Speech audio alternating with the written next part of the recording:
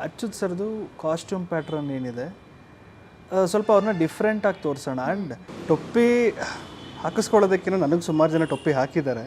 Join ಆದಾಗಿಂದ ಇವತ್ತಿನವರೆಗೂ ಪ್ರತಿದಿನ out of syllabus. ಪರ್ಟಿಕ್ಯುಲರಾಗಿ ಏನು ಬೇಕು ಏನು ಬೇಡ ಅನ್ನೋದು ಡೈರೆಕ್ಟರ್ಗೆ ಪಕ್ಕಾ ಗೊತ್ತಿರಬೇಕು. ಆಗಲೇ ನೀವು ಪ್ರೊಡ್ಯೂಸರ್ನ ಉಳ್ಸೋಕ್ಕಾಗೋದು. ಪ್ರೊಡ್ಯೂಸರ್ ಒಂದಷ್ಟು ದುಡ್ಡು ಕೊಟ್ಟರೆ ಸಾಕು, ನಾನೆಷ್ಟು ಬಾಚ್ಕೊಳ್ಳೋಣ ನೀನೆಷ್ಟು ಬಾಚ್ಕೋತೀಯ ಅನ್ನೋ ಮೈಂಡ್ಸೆಟ್ಟೇ ಎಲ್ಲ ಕಡೆ ಇರೋದು. ಕೊರಿಯೋಗ್ರಾಫರ್ ಬೇಕು ಅಂತಿರುತ್ತೆ. ನಾವು ಕೊರಿಯೋಗ್ರಾಫರ್ ಅಂದಾಗ ಈಗ ಮತ್ತು ಅವ್ರಿಗೆ ನಾವು ಇಷ್ಟು ಪೇಮೆಂಟ್ ಅಂತ ಇರುತ್ತೆ. ನಮ್ಮದು ಹೊಸ ಪ್ರೊಡಕ್ಷನ್ನು, ನಾವು ಪ್ರೊಡ್ಯೂಸರ್ಗೆ ಇದನ್ನೆಲ್ಲ ನಾವು ಹೇಳೋಕ್ಕಾಗಲ್ಲ. ಒನ್ ಮ್ಯಾನ್ ಆರ್ಮಿ, ಏನೋ ಒಂಟಿ ಸಲಗ ಅಂತ ಹೇಳ್ತಾರಲ್ಲ, ಪ್ರದೀಪ್ ಸರ್ ಒಂಥರ ಒಂಟಿ ಸಲಗ.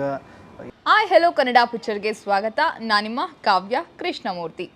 ಔಟ್ ಆಫ್ ಸಿಲೆಬಸ್ ಬಗ್ಗೆ ಮಾತನಾಡೋದಕ್ಕೆ ನಾನು ಬಂದೆ. ಬಟ್ ಇವತ್ತು ನನ್ನ ಮುಂದೆ ಕೂತಿದ್ದಾರಲ್ಲ ಈ ಗೆಸ್ಟ್ನ ನೋಡಿ ನನಗನ್ನಿಸ್ತು ಔಟ್ ಆಫ್ ಸಿಲೆಬಸ್ ಬಗ್ಗೆ ಮಾತನಾಡೋದ್ರ ಜೊತೆಗೆ ಆ ಔಟ್ ಆಫ್ ಸಿಲೆಬಸ್ ಆಗೋದಕ್ಕೆ ಅದರಿಂದ ಆದಂಥ ಸ್ಟ್ರಗಲ್ಸ್, ಎಫರ್ಟ್ಸ್ ಇದ್ರ ಬಗ್ಗೆ ಮಾತಾಡಬೇಕು ಅಂತ ಅನ್ನಿಸ್ತು.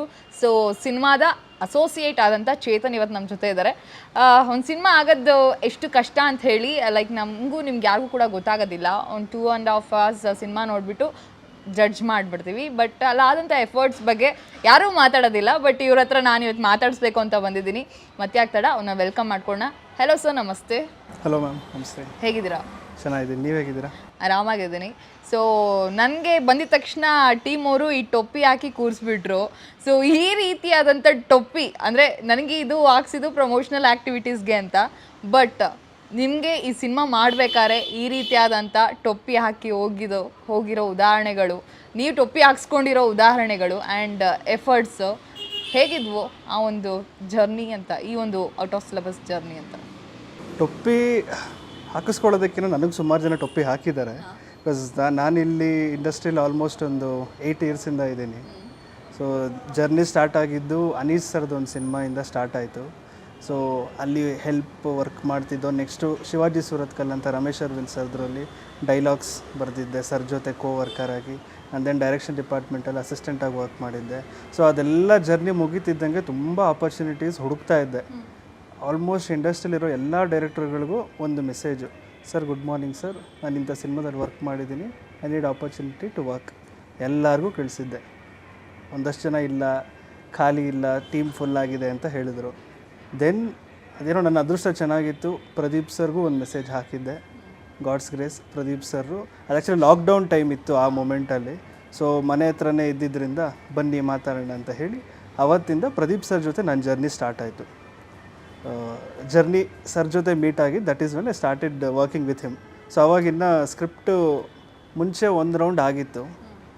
ಅದಾದಮೇಲಿಂದ ಮತ್ತಷ್ಟು ಚೇಂಜಸ್ಸು ಸ್ಕ್ರಿಪ್ಟಿಂದ ಸ್ಟಾರ್ಟ್ ಆಯಿತು. ಎಷ್ಟೋ ಜನ ಅವರು ಒಳ್ಳೆ ಕೆಲಸದಲ್ಲಿರ್ತಾರೆ, ಒಳ್ಳೆ ಸಂಬಳಗಳು ತಗೋತಿರ್ತಾರೆ. ಆದರೂ ಕೂಡ ಸಿನಿಮಾ ಇಂಡಸ್ಟ್ರಿಲಿ ನಾವೇನೋ ಮಾಡಬೇಕು ಅಂತ ಹೇಳಿ ಈ ಇಂಡಸ್ಟ್ರಿನ ಚೂಸ್ ಮಾಡ್ತಾರೆ. ಅದೆಲ್ಲವನ್ನು ಸ್ಯಾಕ್ರಿಫೈಸ್ ಮಾಡಿ ಬಿಟ್ಟು ಬರ್ತಾರೆ. ನೀವು ಅದೇ ಥರ ಬಂದಿದ್ದ ಅಥವಾ ಹಿಂದೆ ಏನು ಮಾಡ್ತಿದ್ರಿ? ಯಾಕೆ ಈ ಫೀಲ್ಡನ್ನು ಆಯ್ಕೆ ಮಾಡ್ಕೋಬೇಕು ಅಂತ ಮಾಡ್ಕೊಂಡ್ರಿ ಅಂತ? ಇಲ್ಲ, ನಾನು ಆ್ಯಕ್ಚುಲಿ ನಮ್ಮದು ಫ್ಯಾಮಿಲಿ ಒಂದು ಸ್ವಲ್ಪ ಸಿನಿಮಾ ಇಂಡಸ್ಟ್ರಿಯಲ್ಲೇ ಇತ್ತು. ಸೊ ಕುಳ್ಳಿ ಜಯ ಅಂತ ಒಬ್ಬರು ಆರ್ಟಿಸ್ಟ್ ಇದ್ದಾರೆ, ಹಳೆಯ ಕಾಲದಲ್ಲಿ ಅಣ್ಣವ್ರ ಜೊತೆ ಎಲ್ಲ ವರ್ಕ್ ಮಾಡಿದರು.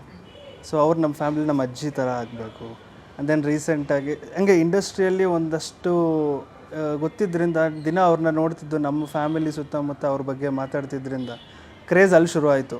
ಇಲ್ಲ, ನಾನು ಸಿನಿಮಾದಲ್ಲಿ ಏನೋ ಮಾಡಬೇಕು, ಏನೋ ಒಂದು ಪ್ರೂವ್ ಮಾಡಬೇಕು. ಪ್ರೂವ್ ಅನ್ನೋದಕ್ಕಿಂತ I just want to work, act ಮಾಡಲಿಕ್ಕೋಸ್ಕರ ನಾನು ಬಂದಿದ್ದು. ಸೊ ಅದು ಬೇರೆ ಥರ ಆಯಾಮ ತಗೊಂಡು ಕೊನೆಗೆ ಎಲ್ಲ ಕಡೆ ಸುತ್ತಕೊಂಡು ಇಲ್ಲಿಗೆ ಬಂದು ಸೆಟ್ ಆಯಿತು. ಈ ಸಿನಿಮಾ ಮಾಡಬೇಕಾದ್ರೆ ಈ ಒಂದು ಜರ್ನಿಯಲ್ಲಿ ಯಾವತ್ತಾದರೂ ನಮ್ಮ ಜೀವನ ಔಟ್ ಆಫ್ ಸಿಲೆಬಸ್ ಪಕ್ಕಾ ಅಂತ ಅನಿಸಿದುಂಟಾ, ಅಥವಾ ಸಿನಿಮಾ ಹಿಂದೆ ಕೂಡ ಯಾವತ್ತಾದ್ರೂ ಆ ರೀತಿಯಾಗಿ ಅನಿಸಿದ್ಯಾ ಅಂತ? ಈ ಸ್ಕ್ರಿಪ್ಟ್ ಸ್ಟಾರ್ಟ್ ಆದಾಗಿಂದ, ನಾನು ಜಾಯ್ನ್ ಆದಾಗಿಂದ ಇವತ್ತಿನವರೆಗೂ ಪ್ರತಿದಿನ ಔಟ್ ಆಫ್ ಸಿಲೆಬಸ್. ನಮ್ಮ ಸಿನಿಮಾದಲ್ಲಿ ಆಗಿದ್ದ ಎಕ್ಸ್ಪೀರಿಯನ್ಸಸ್ಗಳಂತೂ ಅದು ತುಂಬ ವಿಭಿನ್ನವಾದ ಎಕ್ಸ್ಪೀರಿಯೆನ್ಸು. ಬಿಕಾಸ್ ಫಾರ್ ಎಕ್ಸಾಂಪಲ್, ಈಗ ಯಾವುದೋ ಒಂದು ಕಡೆ ಶೂಟಿಂಗ್ ಲೊಕೇಶನ್ KR ಪುರಮಲ್ಲಿ ಶೂಟಿಂಗ್ ಮಾಡೋಕ್ಕೆ ಅಂತ ಹೋಗಿದ್ದೀವಿ. ಅಲ್ಲಿ ನಾವು ಬರೋಕ್ಕಿಂತ ಮುಂಚೆ 2-3 days ಬ್ಯಾಕ್ ಜೋರು ಮಳೆ ಬರುತ್ತೆ.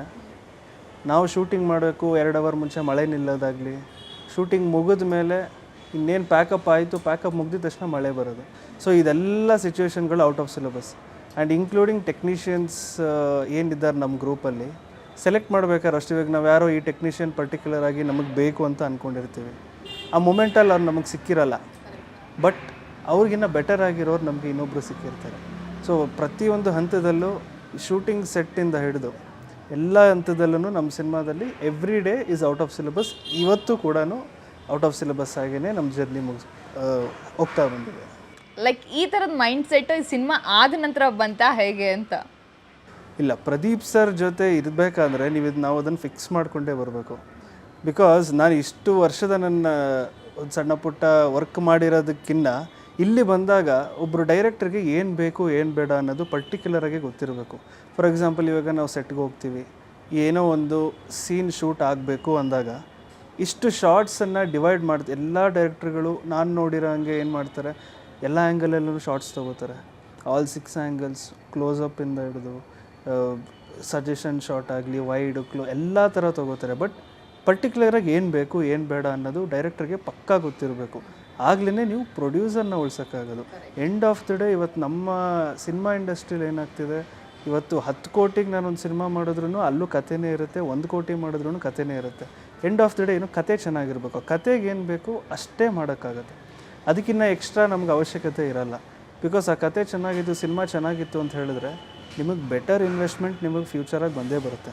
ಸೊ ಪ್ರದೀಪ್ ಸರ್ ಎಸ್ಪೆಷಲಿ ಈ ಶಾರ್ಟ್ ಬೇಕು ಅಥವಾ ಈ ಪರ್ಟಿಕ್ಯುಲರ್ ದಿನ ನಾವು ಆ್ಯಕ್ಚುಲಿ ಹೇಳಬೇಕಂದ್ರೆ ಒಂದು ರೆಸಾರ್ಟಲ್ಲಿ ನಾವು ಶೂಟ್ ಮಾಡಿದ್ವಿ.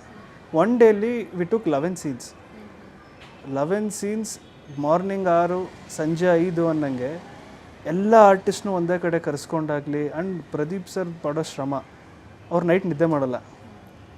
4 ಗಂಟೆ 5 ಗಂಟೆಗೂ ನಮ್ಮದು ಸರ್ದು ಒಂದು ಗ್ರೂಪ್ ಇದೆ. ಆ ಗ್ರೂಪಲ್ಲಿ ಮೆಸೇಜು, ಮಗ ರೆಡಿ ಮಾಡ್ಕೊ, ಬೆಳಿಗ್ಗೆ ಶೂಟ್ ನಾಳೆ ಅಂದರೆ ಹಿಂದಿನ ಬೆಳಿಗ್ಗೆ ಬೆಳಿಗ್ಗೆ 4 ಗಂಟೆಗೆ ಮೆಸೇಜ್ ಬರುತ್ತೆ, ಮಗ ಈ ಡೈಲಾಗ್ ಪಕ್ಕಾ ಮಾರ್ಕ್ ಮಾಡ್ಕೊ, ಈ ಶಾರ್ಟ್ ನಾವು ತೆಗಿಲೇಬೇಕು. ಹಿಂದಿನ ದಿನ ಏನೂ ಪ್ರಿಪ್ರೇಷನ್ಸ್ ಇರೋಲ್ಲ. ಇಲ್ ಜಸ್ಟ್ ಬಿ ಈವನ್ ಡೈಲಾಗ್ಸ್ ಕೂಡ ಅಷ್ಟೇ. ಫೈನಲ್ ಆಗೋದು ಯಾವಾಗ, ನಾವು 4 ದಿನದ ಹಿಂದೆ ಸ್ಕ್ರಿಪ್ಟ್ ರೆಡಿ ಮಾಡಿರ್ತೀವಿ ಸೀನ್ಗೆ. ಪರ್ಟಿಕ್ಯುಲರಾಗಿ ಇನ್ನೇನು ಶೂಟ್ ಆಗಬೇಕು ಆವಾಗ ತೊಗೊಂಬ ಡೈಲಾಗು ಅಂತಾರೆ. ಆವಾಗಲೂ ನಮ್ಮ ಕಡೆಯಿಂದ ಏನೋ ಒಂದು ಮಿಸ್ಟೇಕ್ ಮಾಡಿರ್ತೀವಿ ನಾವು, ಅದಕ್ಕೊಂದಷ್ಟು ಸುಪ್ರಭಾತಗಳು ಬರ್ತವೆ. ಸೊ ಅದೆಲ್ಲ ಮುಗಿದ್ಮೇಲೆ ಅಗೇನ್ ಬೆಳಿಗ್ಗೆ ಫೈನಲ್ ಆದಮೇಲೆ ಇನ್ನೇನೋ ಒಂದು ಚೇಂಜಸ್ ಇರುತ್ತೆ. ಸೊ ಅವ್ರಿಗೆ ಹೆಂಗಾಗ್ತಿರುತ್ತೆ, ಸಿನಿಮಾ ಡೈರೆಕ್ಟರ್ ಅಂತ ಬಂದಾಗ ಪರ್ಟಿಕ್ಯುಲರಾಗಿ ಸೀನ್ ಹಿಂಗೆ ಬೇಕು, ಹೀ ನೋಸ್ ವಾಟ್ ಈ ವಾಂಟ್ಸ್, ಈ ಪರ್ಟಿಕ್ಯುಲರ್ ಮ್ಯೂಸಿಕ್ಕೇ ಬೇಕು. ಇವನ್ ನಮ್ಮ ಸಿನಿಮಾದಲ್ಲಿ 2-3 ತುಂಬ ಚೆನ್ನಾಗಿರೋಂಥ ಒಂದು ಸೀನ್ಗಳ ಇದ್ದಾವೆ, ಮ್ಯೂಸಿಕಲ್ಲಿ ಚೆನ್ನಾಗಿರೋಂಥ ಸೀನ್ಗಳಿದ್ದಾವೆ. ಆ್ಯಸ್ ಅ ಹೋಲ್ ಸಿನಿಮಾ ನೋಡಿದಾಗ ನಿಮಗೆ ಮ್ಯೂಸಿಕಲ್ಲಿ ತುಂಬ ಇಷ್ಟಪಡ್ತಾರೆ ಜನ, ಬ್ಯಾಕ್ಗ್ರೌಂಡ್ ಮ್ಯೂಸಿಕ್ ಎಸ್ಪೆಷಲಿ. ಬಟ್ ಕೆಲವು ಸೀನ್ಗಳಲ್ಲಿ ಪ್ರದೀಪ್ ಸರು ಕೈಯಿಂದ ನುಡಿಸ್ತಾರೆ, ಟಂಕ್ ಟಕ್ ಈ ಥರ ಏನೋ ಒಂದು ಟಮ್ಟೆ ಬೀಟ್ಸ್ ಬೇಕಂದರೆ ಅದನ್ನು ಮ್ಯೂಸಿಕ್ ಡೈರೆಕ್ಟರ್ಗಳು ಕ್ಯಾಚ್ ಮಾಡಿಕೊಂಡು ಎಷ್ಟೋ ಸಾಂಗ್ ಆಗಿರೋದಿದೆ, ಒಂದು ಸಾಂಗ್ ಪೂರ್ತಿ ಹಾಗೇ ಆಗಿದೆ. ಸೊ ಡೈರೆಕ್ಟ್ರಿಗೆ ಏನು ಬೇಕು ಅಂತ ಗೊತ್ತಿದ್ರೆ ಐ ಥಿಂಕ್ ಸಿನಿಮಾ ಕೂಡ ಚೆನ್ನಾಗಿರುತ್ತೆ, ಪ್ರೊಡ್ಯೂಸರ್ ಕೂಡ ತುಂಬ ಚೆನ್ನಾಗಿರ್ತಾರೆ. ಎಸ್ಪೆಷಲಿ ನಮ್ಮ ಪ್ರೊಡ್ಯೂಸರು ಒಂಥರ ನಮಗೆ ಲಕ್ಕಿ ಹ್ಯಾಂಡ್ ಇದ್ದಂಗೆ. ನಾವು ಏನಂದರೆ ನಮ್ಮ ಸಿನಿಮಾದಲ್ಲಿ ಆಗಿದ್ದೆಲ್ಲ ಔಟ್ ಆಫ್ ಸಿಲೆಬಸ್ ಎಕ್ಸ್ಪೀರಿಯೆನ್ಸು ನಮ್ಮ ಪ್ರೊಡ್ಯೂಸರ್ ಆಶೀರ್ವಾದ. ಇಸ್ ಎ ಲಕ್ಕಿ ಹ್ಯಾಂಡ್ ಅಂತ ನಮಗೆ. ಈಗ ಪ್ರೊಡ್ಯೂಸರ್ ಸಿಕ್ಕರೆ ಸಾಕು ಅಂಥೇಳಿ ದುಡ್ಡು ಖರ್ಚು ಮಾಡಿಸೋರ ನಡುವೆ ಪ್ರದೀಪ್ ಸರ್ ಎಷ್ಟು ಡಿಫ್ರೆಂಟಾಗಿ ನಿಲ್ತಾರೆ ಅನ್ನುವಂಥದ್ದು. ಯಾಕೆಂದರೆ ಹೇಳ್ತಾ ಇದ್ರು, ನಿಮಗೆ ನನ್ನ ಮೇಲೆ ನಂಬಿಕೆ ಇದ್ದರೆ ಬನ್ನಿ, ಅಂದರೆ ದುಡ್ಡುಗೋಸ್ಕರ ಅಲ್ಲ, ಕೆಲಸದ ಮೇಲೆ ನಂಬಿಕೆ ಇದ್ದರೆ, ನನ್ನ ಮೇಲೆ ನಂಬಿಕೆ ಇದ್ದರೆ ನೀವು ಬಂದು ಈ ಸಿನಿಮಾಗೆ ನನ್ನ ಜೊತೆ ಕೈ ಜೋಡಿಸಿ ಅಂತ ಹೇಳಿ ಪ್ರತಿಯೊಬ್ಬರಿಗೂ ಹೇಳಿದ್ದಾರೆ ಅನ್ನುವಂಥದ್ದು ಎಲ್ಲರೂ ಕೂಡ ಹೇಳ್ತಾ ಇದ್ರು. ಆ್ಯಂಡ್ ಪ್ರತಿಯೊಂದು ಕೂಡ ಎಷ್ಟು ಬೇಕೋ ಅಷ್ಟು ಕಡಿಮೆ ಸಮಯದಲ್ಲಿ ಆಗೋದು, ಈ ಥರದ್ದು ಒಂದಷ್ಟು ಜಾಸ್ತಿನೇ ಆಗಿದೆ ಈ ಸಿನಿಮಾಗೆ. ಸೊ ಇವರೆಲ್ಲರಿಗಿಂತ ಅಂದರೆ ಪ್ರೊಡ್ಯೂಸರ್ ಸಿಕ್ಕಿದರೆ ನಾವು ಖರ್ಚು ಮಾಡಿಸ್ಕೊಳ್ಳೋಣ ಅನ್ನೋರ ಮಧ್ಯೆ ಇವ್ರು ಎಷ್ಟು ಡಿಫ್ರೆಂಟಾಗಿ ನಿಲ್ತಾರೆ ಅಂತ. ಈಗ ಜನರಲಿ ಏನಾಗುತ್ತೆ ಇಂಡಸ್ಟ್ರಿಯಲ್ಲಿ ನಾವು ನೋಡಿರೋ ಹಾಗೆ, ಪ್ರೊಡ್ಯೂಸರ್ ಒಂದಷ್ಟು ದುಡ್ಡು ಕೊಟ್ಟರೆ ಸಾಕು, ನಾನೆಷ್ಟು ಬಾಚ್ಕೊಳ್ಳೋಣ ನೀನೆಷ್ಟು ಬಾಚ್ಕೋತೀಯ ಅನ್ನೋ ಮೈಂಡ್ಸೆಟ್ಟೇ ಎಲ್ಲ ಕಡೆ ಇರೋದು. ಮೇ ಬಿ ಕೆಲವ್ರು ಮಾತ್ರ ಹುಡುಗರು ಸಿನಿಮಾಗೋಸ್ಕರ ಒಂಚೂರು ಹಾಕೋಣ, ನಾವು ನಮ್ಮ ಪಾಕೆಟ್ಗೆ ಹಾಕೋಣ ಅನ್ನೋ ಮೈಂಡ್ಸೆಟ್ಟು ಇರೋರು ಇರ್ತಾರೆ. ನಮ್ಮ ಸೆಟ್ಟಲ್ಲಿ ಎಸ್ಪೆಷಲಿ ಏನಾಗುತ್ತೆ, ಈಗ ಪ್ರದೀಪ್ ಸರು ಸಿನಿಮಾ ಡೈರೆಕ್ಷನ್ ಮಾಡ್ತಿರೋದು ಹೊಸದು, ಬಟ್ ಸಣ್ಣ ಆ್ಯಕ್ಟಿಂಗ್ ಒಂದು ಸಣ್ಣ ಪುಟ್ಟ ಕ್ಯಾರೆಕ್ಟರ್ಗಳು ಮಾಡಿದ್ದಾರೆ, ಬಟ್ ಸಿನಿಮಾ ಎಕ್ಸ್ಪೀರಿಯೆನ್ಸ್ ಇಲ್ಲ. ಯಾವಾಗ ಒಬ್ಬ ಮನುಷ್ಯನಿಗೆ ಸಿನಿಮಾ ಎಕ್ಸ್ಪೀರಿಯೆನ್ಸ್ ಇಲ್ಲ ಅಂತ ಬರುತ್ತೆ, ಅವತ್ತು ಎಲ್ಲರೂ ನಿಮಗೆ ಶೂಟಿಂಗ್ ಸೆಟ್ಟಲ್ಲಿ ಅಟ್ಯಾಕ್ ಮಾಡೋಕ್ಕೆ ಬರ್ತಾರೆ. ಸರ್ ನಮ್ಮದು ಪೇಮೆಂಟು, ಯಾರೋ ಪ್ರೊಡಕ್ಷನ್ ಮ್ಯಾನೇಜರು ಯಾರೋ ಇರ್ತಾರೆ, ಸರ್ 60,000 70,000 ಆಗಿರುತ್ತೆ ಫಾರ್ ಎಕ್ಸಾಂಪಲು, ನಾವು ಒಂದು 30,000 ಕೊಟ್ಟಿರ್ತೀವಿ. ಸರ್ ಈಗ 40,000 ನೀವು ಕೊಟ್ಟರೆ ನಾವು ನೆಕ್ಸ್ಟ್ ದಿನ ಶೂಟಿಂಗ್ ಬರ್ತೀವಿ, ಇಲ್ಲ ಅಂದರೆ ಇಲ್ಲ. ಸ್ಟಾರ್ಟಿಂಗು ಅವ್ರಿಗೂ ಕೂಡ ಅಡ್ಜಸ್ಟ್ ಆಗಲಿಕ್ಕೆ ಟೈಮ್ ತೊಗೊಳುತ್ತೆ, ಯಾರಿಗೇ ಆಗಲಿ, ಈವನ್ ಆರ್ಟಿಸ್ಟ್ಗಾಗಲಿ ಅಷ್ಟೇ, ಟೆಕ್ನಿಷಿಯನ್ಸ್ ಕೂಡ ಅಷ್ಟೇ, ಕ್ಯಾಮ್ರಾಮನ್ನಿಂದ ಹಿಡಿದು ಪ್ರತಿಯೊಬ್ಬರಿಗೂ ಕೂಡ they need time to adjust. But ಇಲ್ಲೇನಾಗೋದು ಸ್ಟಾರ್ಟಿಂಗ್ ಹಂಗೆ ಒಂದು 5-6 ಡೇಸ್ ಹಾಗೆ ಆಗೋದು, ದುಡ್ಡು ಕೊಡೋವರೆಗೂ ನಾವು ಬರಲ್ಲ ಸರ್ ಈ ಥರ ಅಂತಿದ್ದವರು. ಯಾವಾಗ ಪ್ರದೀಪ್ ಸರ್ ನೋಡಿದ್ರು ಅವ್ರ ಸೆಟ್ಟಲ್ಲಿ ಹೆಂಗೆ ಪರ್ಟಿಕ್ಯುಲರಾಗಿ ಏನು ಬೇಕು ಅನ್ನೋದು ಅವ್ರಿಗೆ ಐಡಿಯಾ ಇದೆ ಅನ್ನೋದು ಯಾವಾಗ ಗೊತ್ತಾಗ್ತಾ ಹೋಗ್ತು, ಅವತ್ತು ಎಲ್ರೂ ಸರ್ ನೀವು ನಮಗೆ ಇನ್ನೊಂದು ವಾರ ಪೇಮೆಂಟ್ ಲೇಟ್ ಆದರೂ ಪರವಾಗಿಲ್ಲ, ನೀವು ಇರಿ ಸರ್, ನೀವು ಮಾಡಿ, ನಿಮ್ಮ ಸಿನಿಮಾಗೆ ನಾವು ಸಪೋರ್ಟ್ ಮಾಡ್ತೀವಿ ಮಾಡಿ. ಸೊ ಇದೆಲ್ಲ ಯಾವಾಗ ನೀವು ಹೊಸಬ್ರು ಅಂತ ಟ್ಯಾಗ್ಲೈನ್ ಇಟ್ಕೊಂಡ್ಬಂದರೆ ಈ ಪ್ರಾಬ್ಲಮ್ಗಳೆಲ್ಲ ಇದ್ದೇ ಇರುತ್ತೆ. ಬಟ್ ಒನ್ಸ್ ಡೈರೆಕ್ಟರ್ ಎಕ್ಸ್ಪೀರಿಯನ್ಸ್ಡ್ ಆದಾಗ ಆವಾಗ ನಿಮ್ಮ ಹತ್ರ ಯಾರೂ ಬಾಯಿ ಬಿಚ್ಚಲ್ಲ, ಇಲ್ಲ ನಮ್ಮ ಸರ್ ಮಾಡ್ತಾರೆ ಅಂತ. ಸೊ ಇದು ನಡೆದಿದ್ದ ಇನ್ಸಿಡೆಂಟ್ಗಳು ನಮ್ಮ ಸಿನಿಮಾದಲ್ಲಿ. ಎಸ್, ಈಗ ಪ್ರದೀಪ್ ಸರ್ ಈ ಸಿನಿಮಾದಲ್ಲಿ ಮಲ್ಟಿ ಟಾಸ್ಕ್ ಮಾಡಿದ್ದಾರೆ, ಆ್ಯಕ್ಟ್ ಮಾಡಿದ್ದಾರೆ, ಡೈರೆಕ್ಷನ್ ಮಾಡಿದ್ದಾರೆ, ಆ್ಯಂಡ್ ಎಲ್ಲ ಫೀಲ್ಡ್ ಅಂದರೆ ಎಲ್ಲ ಕ್ಷೇತ್ರಗಳಲ್ಲೂ ತಮ್ಮನ್ನು ತಾವು ಈ ಸಿನಿಮಾದಲ್ಲಿ ಡಿಪಾರ್ಟ್ಮೆಂಟ್ನಲ್ಲಿ ತೊಡಗಿಸ್ಕೊಂಡಿದ್ದಾರೆ. ಇದು ಬೈ ಚಾಯ್ಸಾ ಅಥವಾ ಹೇಗೆ ಅಂತ? ಅಂದರೆ ಡೈರೆಕ್ಟು ಅವರೇ ಮಾಡಬೇಕು, ಆ್ಯಕ್ಟು ಅವರೇ ಮಾಡಬೇಕು ಅನ್ನೋದು ಬೈ ಚಾಯ್ಸಾ ಹೇಗೆ?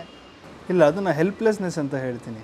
ಬಿಕಾಸ್ ನಾವು ಕತೆ ಬರೆದಾಗ ಪ್ರದೀಪ್ ಸರ್ ಎಲ್ಲ ಹ್ಯಾಂಡ್ಲು ಮಾಡ್ತೀನಿ ಅನ್ನೋದು ಅವ್ರಿಗೂ ಆ್ಯಕ್ಚುಲಿ ಐಡಿಯಾ ಇರಲಿಲ್ಲ. ಸ್ಟಾರ್ಟ್ ಮಾಡಿದಾಗ ಸುಮಾರು ಜನ ಡೈರೆಕ್ಟರ್ ಹತ್ರ ನಾವು ಅಪ್ರೋಚ್ ಮಾಡಿದ್ವಿ. ಬಿಗ್ ಡೈರೆಕ್ಟರ್ಸ್ ಆಗಲಿ, ಸ್ಮಾಲ್ ಡೈರೆಕ್ಟರ್ಸ್ ಆಗಲಿ, ಸುಮಾರು ಜನ ನಮಗೆ ಗೊತ್ತಿರೋ ಅಂಥವ್ರು ಯಾರಿದ್ದಾರೆ, ಸರ್ ನಮ್ಮ ಸಿನಿಮಾ ಮಾಡಿಕೊಡಿ, ಏನಿದೆ ನಮ್ಮದು ಹೊಸ ಪ್ರೊಡಕ್ಷನ್ ಹೌಸ್ ಆಗಿರೋದ್ರಿಂದ ನೀವು ಎಕ್ಸ್ಪೆಕ್ಟ್ ಮಾಡಿದಷ್ಟು ಪೇಮೆಂಟು ನಮಗೆ ಕೊಡ್ಲಿಕ್ಕೆ ಆಗೋದಿಲ್ಲ, ಬಟ್ ನೀವು ಏನು ಕೆಲಸ ಮಾಡ್ತೀರೋ ಅದಕ್ಕಿಂತ ಚೆನ್ನಾಗೇ ನಾವು ದುಡ್ಡು ಕೊಡ್ತೀವಿ ಅಂತಲೂ ನಾವು ಕೇಳ್ಕೊಂಡಿರೋದಿದೆ.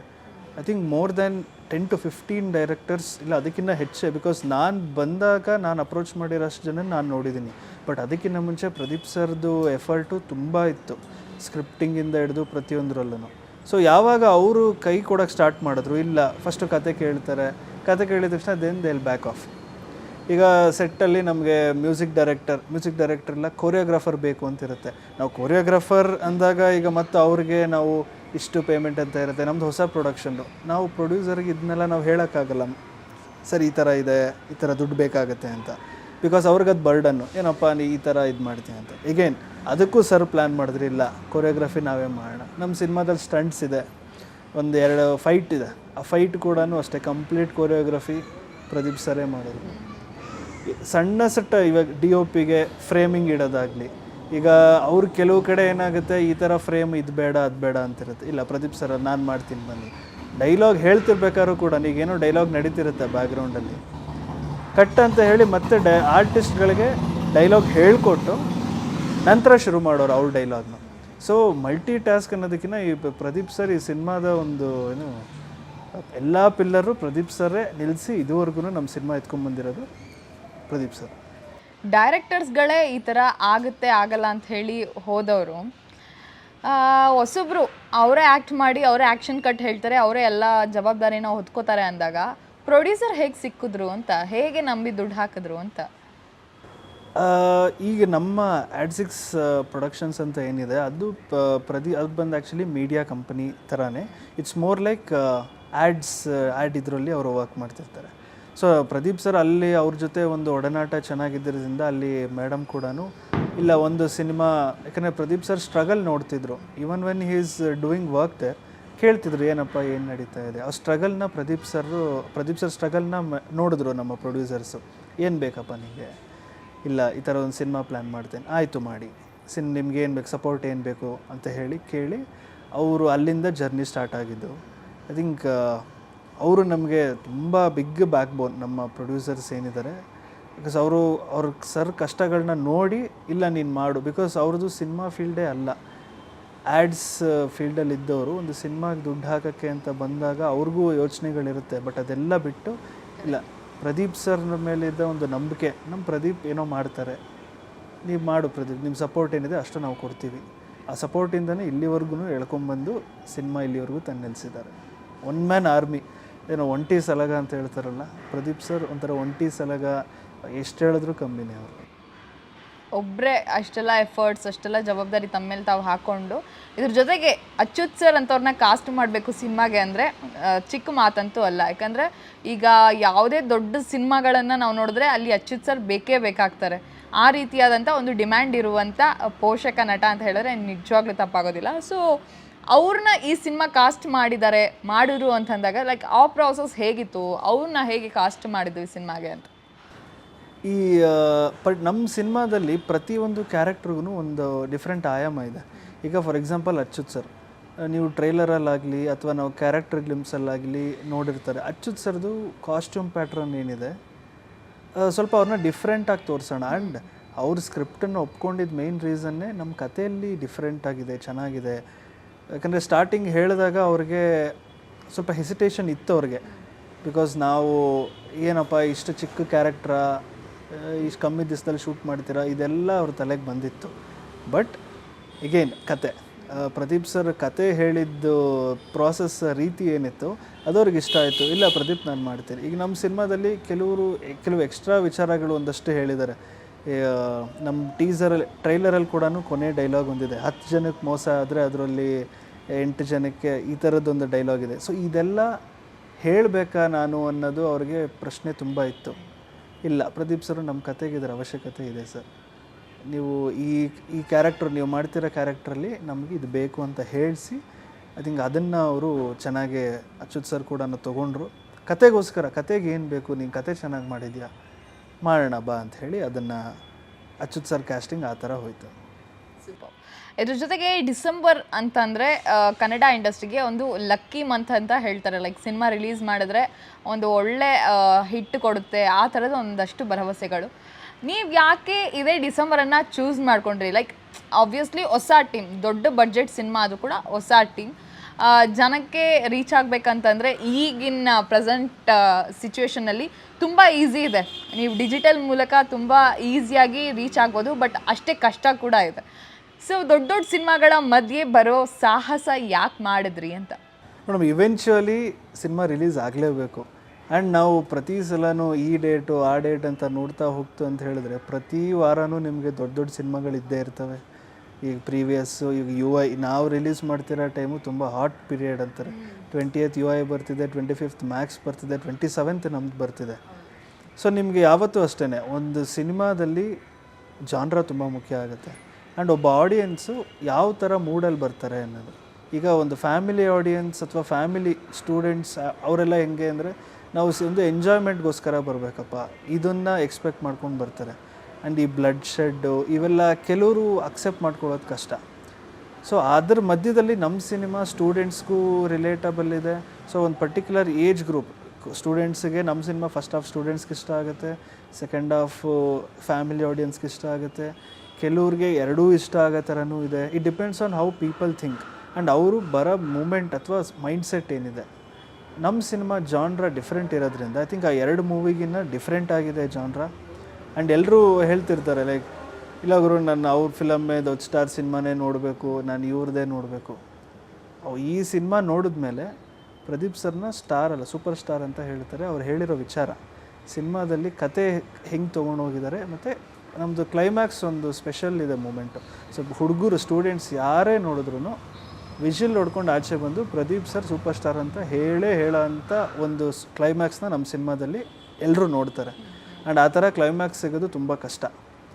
ಸೊ ಆ ಒಂದು ಕಾನ್ಫಿಡೆನ್ಸು ಮತ್ತು ಸಿನಿಮಾ ಕತೆ ಇವೆರಡೂ ಡಿಸೈಡ್ ಮಾಡಿಕೊಂಡು ಇಲ್ಲ 27th is the right time, pickup ಆಗುತ್ತೆ, ಆಡಿಯನ್ಸ್ ಬಂದೇ ಬರ್ತಾರೆ. ಇದೊಂದು ಮೇಯ್ನ್ ರೀಸನ್ ನಾವು 27th ಬರೋದಕ್ಕಂತ. ಕೆಲವೊಮ್ಮೆ ಹೇಗಾಗುತ್ತಂದರೆ ಈಗ ಟ್ರೇಲರ್ಗೆ ಒಳ್ಳೆ ರೆಸ್ಪಾನ್ಸ್ ಸಿಗ್ತಾ ಇದೆ, ಸಾಂಗ್ಸ್ ಟ್ರೇಲರ್ ಎಲ್ಲದಕ್ಕೂ. ಸೊ ಅದಕ್ಕೆ ಕಂಗ್ರ್ಯಾಚುಲೇಷನ್ಸ್. ಇದ್ರ ಜೊತೆಗೆ ಕೆಲವೊಮ್ಮೆ ಟ್ರೇಲರೇ ಬೇರೆ ಥರ ಇರುತ್ತೆ, ಸಿನಿಮಾ ಥಿಯೇಟರ್ಗೆ ನೋಡೋಕ್ಕೆ ಅಂತ ಬಂದಾಗ ಸಿನಿಮಾನೇ ಬೇರೆ ಇರುತ್ತೆ, ಟ್ರೇಲರ್ಗೂ ಸಿನಿಮಾಗೂ ಸಂಬಂಧನೇ ಇರೋದಿಲ್ಲ. ಆ ಥರದ್ದು ಸಾಕಷ್ಟು ಉದಾಹರಣೆಗಳಿದೆ, ಆಗಿರೋದಿದೆ. ಸೊ ಔಟ್ ಆಫ್ ಸಿಲೆಬಸ್ ಅಂತ ಬಂದಾಗ ಅದು ಜನರಿಗೆ ಲೈಕ್ ಈಗ ಟ್ರೇಲರಲ್ಲಿ ಅವ್ರು ಏನು ನೋಡಿದ್ದಾರೆ ಅದಕ್ಕೆ ಕನೆಕ್ಟ್ ಆಗುವಂಥ ವಿಚಾರಗಳೇ ಇದೆಯಾ, ಅಥವಾ ಟ್ರೇಲರ್ ಕಟ್ ಅಂತ ಏನೋ ಸಪ್ರೇಟಾಗಿ ಇದು ಮಾಡಿದ್ದೀರಾ ಹೇಗೆ ಅಂತ? ಈ ಟ್ರೇಲರ್ ಅನ್ನೋದು ನಮ್ಮ ಜನರಲಿ ಒಂಥರ ಮಿರರ್ ಇದ್ದಂಗೆ. ನಮ್ಮ ಸಿನಿಮಾ ಏನಿದೆ ಜನ ಟ್ರೈಲರ್ ನೋಡ್ಕೊಂಡು ಸಿನಿಮಾಗೆ ಬರಬೇಕನ್ನೋ ಎಕ್ಸ್ಪೆಕ್ಟೇಷನ್ ಇಟ್ಕೋತಾರೆ. ಬಟ್ ನಮ್ಮಲ್ಲಿ ಏನಿದೆ ಟ್ರೈಲರಲ್ಲಿ ಜನ ಏನು ನೋಡಿದ್ದಾರೆ ಅದೇ ಸಿನಿಮಾದಲ್ಲೂ ಕತೆ ಇದೆ. ಬಟ್ ಹೇಳೋ ರೀತಿ ಬೇರೆ. ಅವ್ರು ಇಲ್ಲಿ ಎಲ್ಲರೂ ಅನ್ಕೋಬೋದು ಓಕೆ ಏನು ಹೇಳಿದ್ದಾರೆ, comedy, it's a mixture of everything. ಟ್ರೈಲರ್ನ ನೋಡ್ಕೊಂಡು ಸಿನಿಮಾಗೆ ಬಂದರೆ ನಿಮಗೆ ಎಲ್ಲ ಥರ ಎಕ್ಸ್ಪೀರಿಯೆನ್ಸೂ ಆಗುತ್ತೆ. ಈಗ ಕೆಲವರು ಲವ್ ಸಿನಿಮಾನ ಇಷ್ಟಪಡೋರು ಇರ್ತಾರೆ. ನಮ್ಮದು ರಾಮ್ ಕಾಮ್ ಥರನೇ ಬಟ್ ಡಿಫ್ರೆಂಟ್ ಕ್ಲೈಮ್ಯಾಕ್ಸ್. ಸೊ ಇದನ್ನು ನಮ್ಮ ಸಿನಿಮಾದಲ್ಲಿ ಚೆನ್ನಾಗಿ ತೋರಿಸಿದ್ದಾರೆ.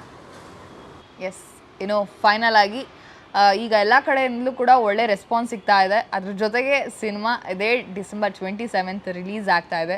ಸೊ ನಮ್ಮ ವೀಕ್ಷಕರಿಗೆ ಚೇತನ್ ಅವರು ಏನಾದರೂ ಹೇಳೋದಿದ್ರೆ? 27th ಡಿಸೆಂಬರ್ ನಮ್ಮ ಸಿನಿಮಾ ರಿಲೀಸ್ ಆಗ್ತಾ ಇದೆ. ಸೊ ನೀವಿಷ್ಟು ದಿನ ಎಷ್ಟು ಸುಮಾರು ಸಿನಿಮಾಗಳು ನೋಡಿರ್ತೀರ, ಬಟ್ ಮ್ಯಾಕ್ಸ್ UI ಮಧ್ಯೆ ನಾವು ಬರ್ತಾ ಇದ್ದೀವಿ.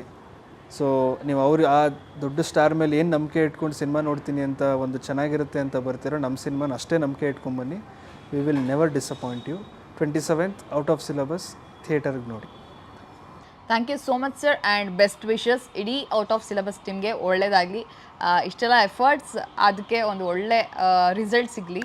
Thank you so much. Thank you. So ನೋಡಿದ್ರಲ್ಲ, ಇದಿಷ್ಟು ಅಸೋಸಿಯೇಟ್ ಚೇತನ್ ಅವರ ಮಾತಾಗಿತ್ತು. ಇನ್ನಷ್ಟು ಹೆಚ್ಚಿನ ಅಪ್ಡೇಟ್ಸ್ಗಾಗಿ ನೋಡ್ತಾ ಇರಿ ಕನ್ನಡ ಪಿಕ್ಚರ್.